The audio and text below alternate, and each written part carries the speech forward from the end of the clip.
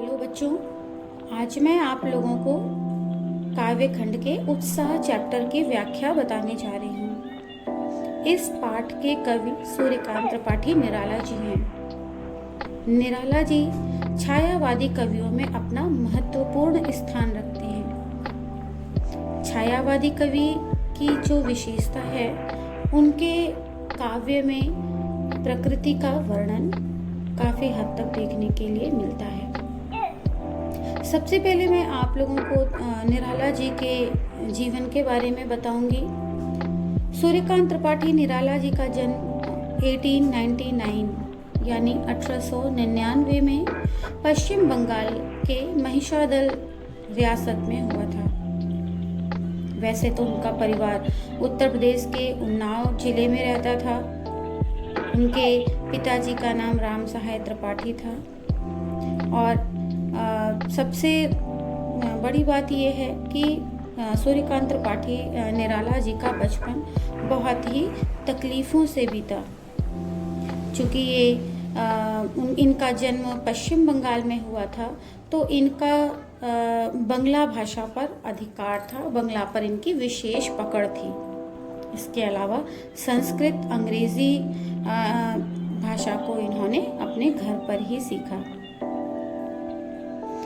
इसके बाद पारिवारिक, मैंने आपको बता दिया, इनका पारिवारिक जीवन भी बहुत कष्टों में बीता था। ये एक महान कवि माने गए हैं, क्योंकि ये साहित्य के धनी थे, बहुमुखी प्रतिभा के थे। इन्होंने अनेक काव्य रचनाएं की, जिनमें अनामिका, परिमल, नए पत्ते, गीतिका, तुलसीदास, आराधना महत्वपूर्ण रचनाएं हैं। कहानी संग्रह में चतुरी चमार, लिली और सखी महत्वपूर्ण हैं। उपन्यास में इन्होंने अलका, निरूपमा, अप्सरा, प्रभावती इत्यादि उपन्यास लिखे। और निबंध संग्रह में प्रबंध की प्रतिभा, ये निबंध उनका महत्वपूर्ण निबंध है। इनका भाषाओं पर अधिकार था। इनकी रचनाओं में विद्रोह, दार्शनिकता, क्रांति, प्रेम, प्रकृति चित्रण तथा रहस्यवाद का रूप देखने को मिलता है। क्योंकि छायावादी कवि थे, इस वजह से इनके हर कविताओं में प्रकृति का वर्णन जरूर मिलता है। उत्साह पाठ में इन्होंने बादल को क्रांति का दूत माना है। क्रांति का दूत कहने का मतलब है कि जहाँ समाज में फैली हुई बुराई है, चारों तरफ लोगों के अंदर जो लोगों की मानसिकता है वो संकुचित हो चुकी है। लोग अपने आप को आगे बढ़ाने के लिए या समाज में नई चेतना लाने के लिए जो सो चुके हैं, उनके अंदर उत्साह की कमी हो गई है। उस उत्साह को बढ़ाने के लिए उन्होंने बादलों को क्रांति का दूत माना है और बादलों के माध्यम से ही क्रांति का आह्वान किया है। आह्वान का मतलब बादलों को बुलाया है।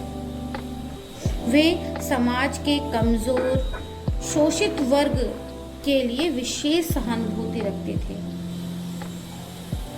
तो हम लोग उत्साह कविता में देखेंगे कि उन्होंने बादलों के माध्यम से समाज में किस तरीके से लोगों के अंदर नई चेतना भरने का प्रयास किया है। जैसा कि मैंने आपको बताया कि उत्साह कविता में बादलों को क्रांति का अग्रदूत माना गया है, तो इसलिए अगर हम देखेंगे इस पाठ में पूरी तरीके से मानवीयकरण अलंकार का प्रयोग हुआ है।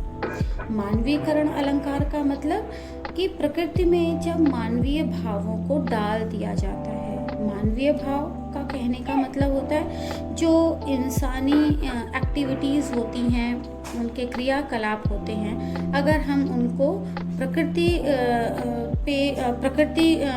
में आरोपित कर देते हैं तो वहाँ पे मानवीकरण अलंकार हो जाता है। तो अब हम लोग उत्साह पाठ को समझेंगे। सबसे पहले कि कवि ने बादलों को क्रांति का दूत मान करके आह्वान किया है कि पूरे बादल जो हैं वो आसमान में छा जाएं और घोर गर्जना करते हुए लोगों के मन में क्रांति का भाव पैदा कर दें, क्रांति की ज्वाला फूंक दें और उनके अंदर एक नई उत्तेजना आ जाए। फिर बादलों के कल्याणकारी रूप को भी बताते हुए उन्होंने कहा कि बादल इस गर्मी में तपती हुई धरती को अपने शीतल जल से ठंडा कर दें, यानी क्रांति के माध्यम से कि बादलों से क्रांति लाने का आह्वान किया ताकि लोग क्रांति लाने के लिए उत्साहित हो सकें। अब मैं आपको इस कविता को बताऊंगी, बादल गरजो।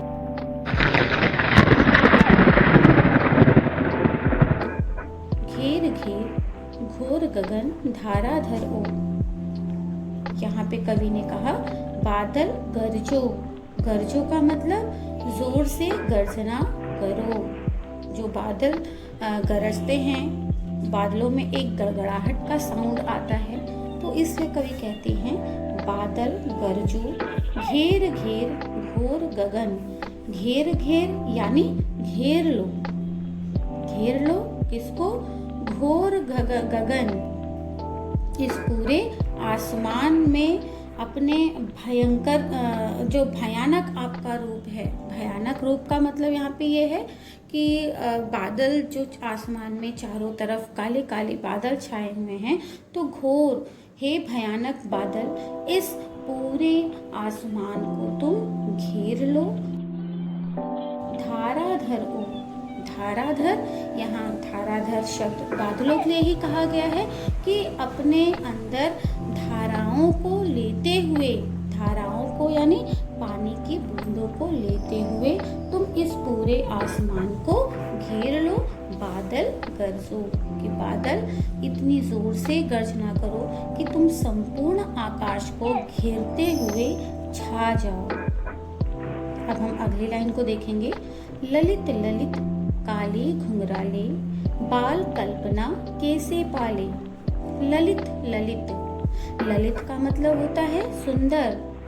काले घुंघराले, काले घुंघराले, घुंघराले यानी जो बाल घुंघराले होते हैं, कर्ली हेयर जिसको कहते हैं। तो यहाँ पे काले घुंघराले बादल उन बादलों को कहा गया है जो बादल घुमावदार काले काले बादल आसमान में होते हैं। आप लोगों ने देखा होगा बारिश के टाइम पे काले काले बादल आसमान में छाए हुए वो कितने सुंदर लगते हैं, कितने खूबसूरत लगते हैं, क्योंकि वो बारिश के आने का एक संदेश होता है।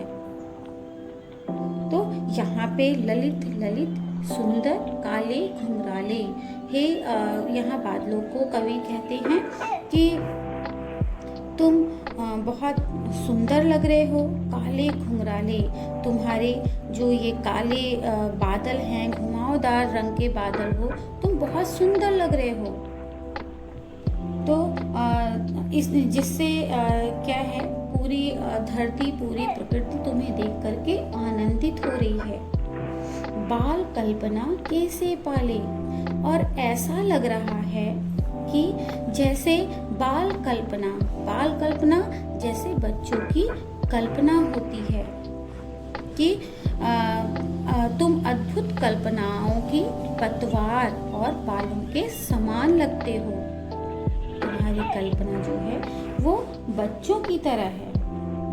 तो हे काले बादल, सुंदर सुंदर काले घुंघराले वाले बादल, इस आसमान को तुम चारों तरफ से घेर लो। अपने अंदर धाराओं को समेटे हुए बादल गरजो, तुम गर्जना करते हुए आसमान को चारों तरफ से घेर लो। फिर है अगली लाइन। विद्युत छवि उर में कवि नव जीवन वाले, वज्र छिपा नूतन कविता, फिर भर दो बादल गरजो। यहाँ पे कवि फिर बताते हैं। पहले हम देखेंगे विद्युत छवि उर में, अपने उर में। उर का मतलब होता है हृदय में, कि तुम अपने तुम्हारे हृदय में बिजली की शोभा है। विद्युत छवि, विद्युत मीन्स बिजली, बिजली की छवि है। वज्र छिपा, और तुम्हारे अंदर एक वज्र छुपा हुआ है। वज्र का मतलब एक भयानक अस्त्र, मतलब कठोर छुपा हुआ है। कवि नवजीवन वाले, ऐसा लग रहा है कि तुम कवि बादलों को नवजीवन देने वाले, मतलब यहाँ पे कवि ने बादलों को नया जीवन देने वाला कहा है कि जब वो बारिश करते हैं तो जो ये धरती पूरी तपती रहती है वो लोगों के अंदर नई चेतना भर देती है। तो तुम्हारे अंदर जो विद्युत बिजली की चमक तुम्हारे हृदय में भरी हुई है, तुमने अपने अंदर वज्र को छुपा रखा है। वज्र छिपा, तुमने अपने अंदर जो वज्र को छिपा रखा है वो ऐसा लग रहा है कि तुम लोगों को नया जीवन देने वाले हो। फिर भर दो बादल गरजो।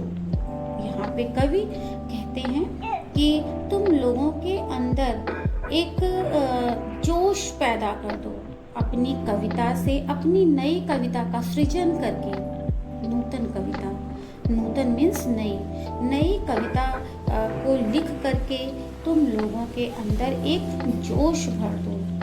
बादल गरजो, हे बादल तुम इतनी गर्जना करो कि लोगों के अंदर जोश आ जाए। एक बार मैं आपको पूरे इस पैराग्राफ की व्याख्या बता रही हूँ कि कवि बादलों को क्रांति का दूत मानते हुए, क्रांति का अग्रदूत मानते हुए कहते हैं कि और उनकी गर्जना को क्रांति का स्वर मान करके कहते हैं कि हे बादल तुम भयानक गर्जना करो। मतलब इस गगन को, आसमान को घेर करके अपने अंदर धाराओं को भरते हुए तुम गर्जना करो, जिससे मनुष्य सजग हो जाए। सजग मतलब वो क्रांति के लिए खड़ा हो जाए। हे बादल तुम गर्जना करते हुए आसमान को चारों ओर से घेर लो। वह बादलों के रूप सौंदर्य को देख करके कहते हैं, वह कौन? कवि बादलों के रूप सौंदर्य, जो बादल की खूबसूरती है कि तुम बहुत ही सुंदर लग रहे हो, ललित तुम सुंदर लग रहे हो और तुम्हारे काले घुंघराले, तुम्हारे जो काले बादल हैं वो काले घुंघराले बालों के जैसे लग रहे हैं। तुम बालक की कल्पना के समान सुंदर हो, मतलब जैसे बच्चों की कल्पना होती है वैसे ही तुम बच्चों की कल्पना के समान सुंदर हो। तुम्हारे हृदय में बिजली की शोभा और चमक छिपी है। कवि बादलों को नया जीवन देने वाले तथा अपने हृदय में भयानक वज्र छिपाने वाले कहते हैं कि हे बादल तुमने अपने हृदय में विद्युत की छवि, बिजली की चमक को छुपा रखा है। तुम्हारे हृदय में एक भयानक अस्त्र है, वज्र है। तुम अपने इस, फिर कवि अपने आपके लिए कहता है, कवियों के लिए, अन्य युवा कवियों के लिए आह्वान करता है कि यहाँ पे कवि ने बादलों को नवजीवन देने वाला कहा है। तो यहाँ पे कि तुम लोगों के अंदर नया जीवन पैदा कर दो, लोगों को नया जीवन यानी लोगों के अंदर उत्साह भर दो, उनके अंदर जोश भर दो, जिससे वो इस समाज के अच्छाई के लिए, समाज के उन्नति के लिए वो कुछ न कुछ कर सके। तो और फिर ये कहते हैं कि अन्य कविता के लिए कि तुम नई कविता का सृजन करो, ताकि जो आलस में भरे हुए जनमानस हैं, लोग हैं, उनके अंदर क्रांति का जोश भर जाए। इसलिए हे बादल तुम इतनी भयानक गर्जना करो कि लोग उत्साहित हो उठें। आपने देखा कि इस पंक्तियों में कवि ने बादलों को क्रांति का अग्रदूत माना कि जिस तरीके से बादल गरजते हुए बरसते हैं, उस तरीके से वो भी चाहते हैं कि जो समाज में लोग सो चुके हैं, जिन्होंने समाज के उत्थान के लिए सोचना बंद कर दिया है, समाज में फैली हुई बुराई को जो ख़त्म नहीं कर पा रहे हैं, तो वो बादल को माध्यम मानते हुए वो कवि को कहते हैं, अन्य कवियों को, कि वो अपनी कविता से लोगों के अंदर उत्साह का संचार करें, लोगों के अंदर जोश भरें, लोगों के अंदर क्रांति का भाव ले आएं। यहाँ पे आपने लाइन में देखा, बाल कल्पना कैसे पाले। यहाँ पे कौन सा अलंकार है? यहाँ पे हमने पढ़ा है कि ये उपमा अलंकार है। तो इस लाइन को, इन पंक्तियों को आप समझ गए होंगे। अब मैं अगली पंक्ति की तरफ चलती हूँ। अगला है, विकल विकल उन्मन थे उन्मन, विश्व के निदाघ के सकल जन। विकल विकल उन्मन थे उन्मन। विकल विकल मतलब व्याकुल। यहाँ पे विकल का मतलब व्याकुलता से है, परेशानी से है। उन्मन अनमने भाव से, उदासी छाई हुई। यहाँ उन लोगों के लिए कहा गया है जो बहुत ही विकल, बेचैन थे, व्याकुल थे, परेशान थे, उन्मन थे उन्मन, और उनका मन उदासी से भरा हुआ था। विश्व के निदाघ के सकल जन। इस दूसरी लाइन को हम समझेंगे, विश्व के निदाघ के सकल जन।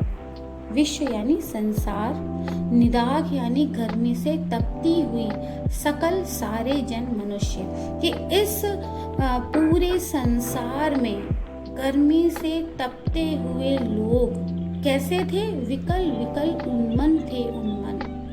पहले हम दूसरी लाइन के अर्थ को समझेंगे कि विश्व के निदाघ के सकल जन विकल विकल उन्मन थे उन्मन, कि गर्मी से तपते हुए, निदाघ मैंने आपको बताया गर्मी, कि गर्मी से तपते हुए इस संसार के सभी लोग, विश्व यानी संसार, सकल सभी जन लोग, गर्मी से तपते हुए इस संसार के सभी लोग विकल विकल उन्मन थे उन्मन, बहुत ही विकल थे, व्याकुल थे, परेशान थे, बेचैन थे, उन्मन थे उन्मन, अनमने भाव से, उदासी से भरे पड़े थे।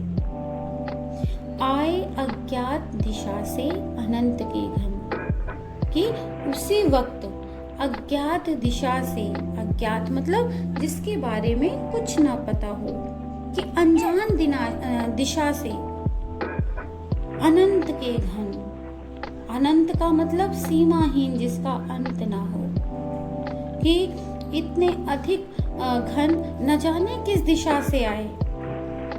तप्त धरा जल से फिर शीतल कर दो, कि इस तपती हुई, तप्त मतलब तपती हुई धरती को, जो धरती प्यासी है, व्याकुल है, एकदम तप रही है, गर्मी से लोग परेशान हैं, तो उसी वक्त अज्ञात दिशा से, जाने किस दिशा से, अनेकों घन, घन यानी यहाँ पे बादल हैं, कि घन अपने अंदर पानी को समेटे हुए पूरे आसमान में छा गए। और बादलों को कहा, कवि ने बादलों को कहा कि इस तरह से तुम घोर गर्जना करते हुए पूरे आसमान में छा जाओ और इस तपती हुई धरती को जलमय कर दो। जलमय यानी अपने जल से भिगो दो, जिससे इस धरा पे जो छाई हुई गर्मी है, जिससे लोग बहुत बेचैन हैं, व्याकुल हैं, उनको राहत मिल जाए। इस पृथ्वी को शीतल कर दो। शीतल कर दो मतलब ठंडा कर दो। बादल गरजो, हे बादल तुम इतनी गर्जना करो, गरजते हुए तुम बरसो। एक बार मैं आपको इसकी समरी बता रही हूँ कि कवि बादलों को आह्वान करते हुए कहते हैं, हे बादल तुम्हारे आने से पहले चारों ओर बेचैनी छाई हुई थी, लोग बहुत व्याकुल थे, परेशान और उदास थे। सभी इस विश्व के सभी लोग गर्मी से तप रहे थे, कि सारी दुनिया जो थी वो गर्मी से परेशान थी। लेकिन ऐसे समय में आसमान में पता नहीं किस दिशा से बादल आए, चारों दिशाओं में बादल आए, आसमान में छा गए। हे बादलों, इस तरह से तुम एक बार गर्जना करते हुए आसमान में छा जाओ और अपनी मूसलाधार वर्षा से चारों ओर जलमय कर दो, यानी इस धरती को शीतल कर दो। जो लोग घर में से बेचैन हैं, अनमने से हैं, उनको अपने बारिश से, अपने वर्षा के बूंदों से उनको शीतल कर दो, ठंडा कर दो। इसलिए हे बादल बरसो, घोर गर्जना करते हुए तुम बरसो। आपने देख लिया कि उत्साह कविता में लोगों को उत्साहित करने के लिए, लोगों को आगे बढ़ने के लिए बादलों को क्रांति का अग्रदूत माना गया है।